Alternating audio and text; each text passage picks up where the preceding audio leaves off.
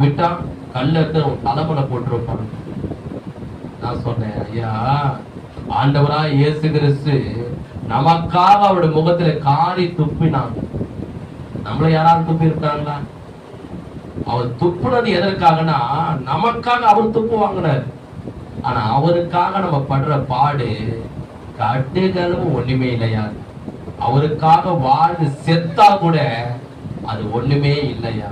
அவர் சிலுவையில செய்த தியாகம் தான் 1000 மடங்கு பெருசு. நமக்காக முகத்துல துப்பப்பட்ட இயந்திரமா நம்ம வெக்கம் அடைஞ்ச நம்ம முகம் கௌரவம் அடையணும், தலை நிமிர்ந்து நம்ம வாழணும், 4 பேர் மத்த நம்ம நல்லா இருக்க சொல்லி நம்முடைய முகத்துல நாம செய்த பாவத்துக்கு அவர் துப்பணும். அந்த துப்புதல அவர் வாழ்க்கிறாரு, நம்ம பாவங்களை மன்னிக்கிறாரு, நம்ம தலையை அவர் உயர்த்துறாரு. கைகதறி கத்தரை சொல்ற அவர் சொல்றாரு பாருங்க, 31 சொல்றாரு, அவரை பரியாச பண்ணின பின்பு கேலி கிண்டல் பண்றாங்க. அவருக்கு உடுத்திருந்த மேலங்கியை கைத்தி அவருடைய வஸ்திரங்களை அவருக்கு உடுத்தி அவரை சிலுவையில் அறையும்படி கொண்டு போனார்கள். போகையில் சீரண ஊரனாகிய அது 33 கபலசலம் என்று அர்த்தம் கொள்ளும் கொள்கதா என்னும் இடத்துக்கு அவர்கள் வந்த போது கசப்பு கலந்த காடி அவருக்கு குடிக்க கொடுத்தார்கள். அவர் அதை ருசி பார்த்து குடிக்க மனதில்லாத இருந்தார். கவுனிங்க, குடிக்க போகல.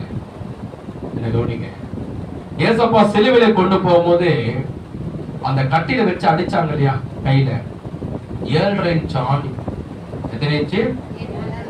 ஒரு போட்டோவை எடுத்து நம்ம சவுத்துல மாட்டோம்னா பண்ணுவோம், இந்த விரல் சைஸ் இருக்கிற ஆணி அடிச்சு சவுத்துல மாட்டுவோம்.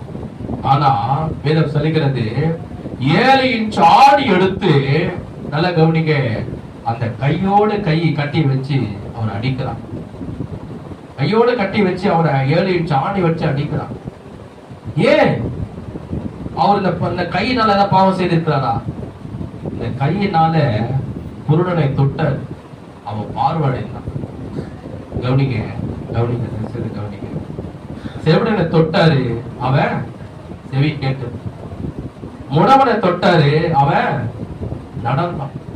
குஷ்டரோகியை தொட்டாரு, அவன் சுகமானான்.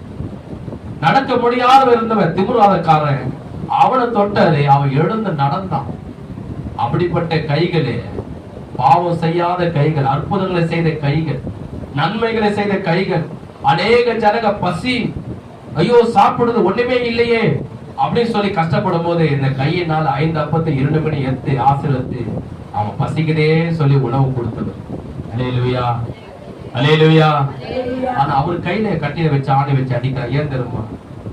இந்த கையினாலதான் மனுஷன் சிகரெட் குடிக்கிறான், பாக்கு போடுறான், ஆன்சு போடுறான், குடிக்கிறான்.